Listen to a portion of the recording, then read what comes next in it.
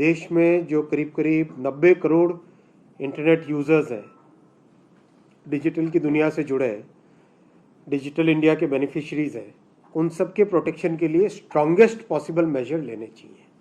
तो आज उसी कड़ी में दो बड़े सिग्निफिकेंट चेंजेस, रिफॉर्म्स किए जा रहे हैं।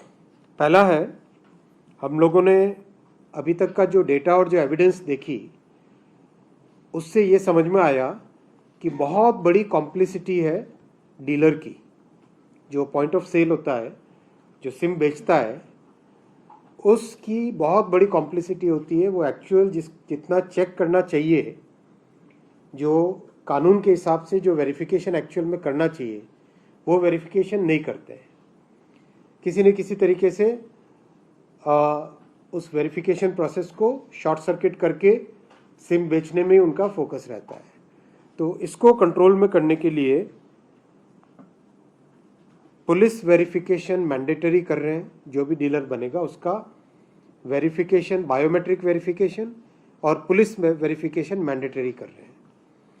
उन सभी पॉइंट ऑफ सेल के जो डीलर्स हैं, उनका रजिस्ट्रेशन कंपलसरी कर रहे हैं।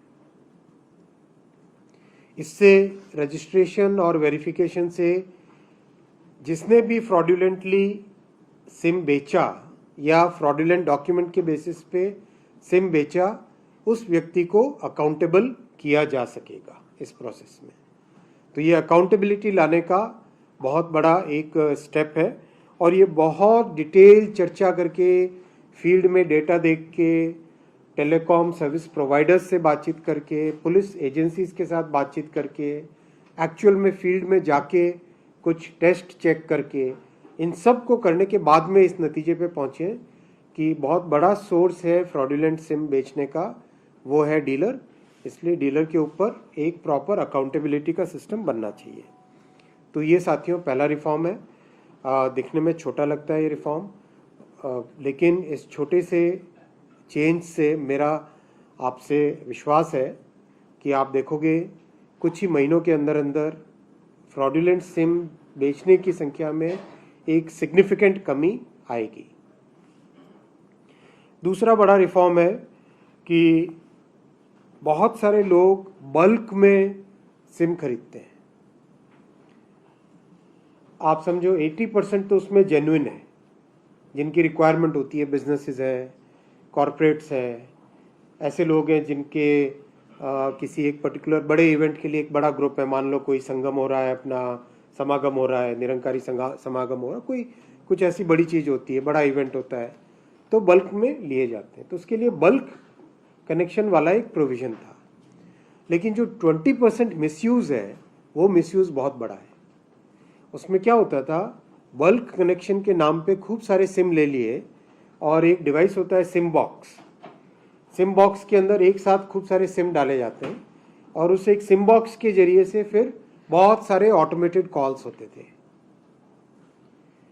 पहला ये मिसयूज़ होता था। और दूसरा मिसयूज़ ये होता था कि एक साथ बल्क में ले लिए और उसके बाद में आज 5 सिम लिए, 5 सिम से फ्रॉडुलेंट कॉल किए, उन 5 सिम को डीएक्टिवेट किया, कल और 5 सिम से फ्रॉडुलेंट कॉल्स किए, डीएक्टिवेट किया, फेंका।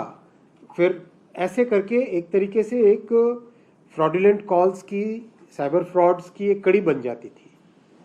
तो इसमें भी बहुत डिटेल स्टडी हुई है और जितने भी बल्क कनेक्शन से उनका एनालिसिस हुआ है, फील्ड में जाके वेरिफिकेशन हुआ है, अच्छी डिटेल्ड एविडेंस, अच्छे से डिटेल स्टडी करने के बाद में ये तय किया गया है कि बल्क कनेक्शन का सिस्टम डिसकंटिन्यू करेंगे, उसकी जगह प्रॉपर बिजनेस कनेक्शन वाला कॉन्सेप्ट लेके आएंगे, जिसमें कोई भी बिजनेस ग्रुप, कोई भी कॉरपोरेट, कोई भी इवेंट के लिए अगर बड़ा कोई लेना चाहता है तो उसका एक प्रॉपर जो रजिस्ट्रेशन होता है, मान लो बिजनेस है तो उसमें जीएसटी रजिस्ट्रेशन होगा, पैन होगा, उसका आईटी रजिस्ट्रेशन होगा, राइट।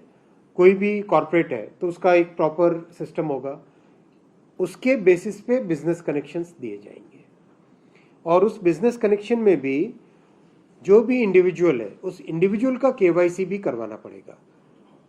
मान लो किसी कंपनी में 4000 लोग काम करते हैं, तो 4000 के लिए किसी कंपनी ने 4000 सिम लिए, तो 4000 सिम किसको दिए, एक्स को एलोकेट किए, वाई को किए, जेड को किए, तो एक्स वाई जेड का भी KYC करना पड़ेगा। ये इंटरनेशनल बेस्ट प्रैक्टिस से भी प्रूव होता है कि दुनिया भर में भी इसी तरह का सिस्टम है कि अगर बिजनेस कनेक्शंस दिए जाते हैं तो बिजनेस कनेक्शंस वाले मामले में, केस में, इंडिविजुअल जिसको एलोकेट किया है उसके एलोकेशन के KYC किए जाते हैं। मान लो कोई व्यक्ति एक कंपनी छोड़ के दूसरी कंपनी में जाता है और अपनी सिम को सरेंडर करता है या सिम को कंटिन्यू करता है, तो उस केस में भी उसका KYC काम में आएगा। तो we hope that with these two verification, these two reforms, cyber fraud पे और यूज़र प्रोटेक्शन पे एक बड़ा सिग्निफिकेंट चेंज आएगा। अभी जो नए आज जो गाइडलाइंस इश्यू होंगे उसमें काफ़ी स्ट्रिक्ट हो जाएगा। ये 10 लाख रुपए की पेनल्टी होएगी, है ना? 10 लाख रुपए की पेनल्टी इम्पोज होएगी। किस पे? डीलर पे है, TSP पे भी कुछ है क्या? डीलर पे, हाँ, डीलर्स पे 10 लाख की पेनल्टी पड़ेगी।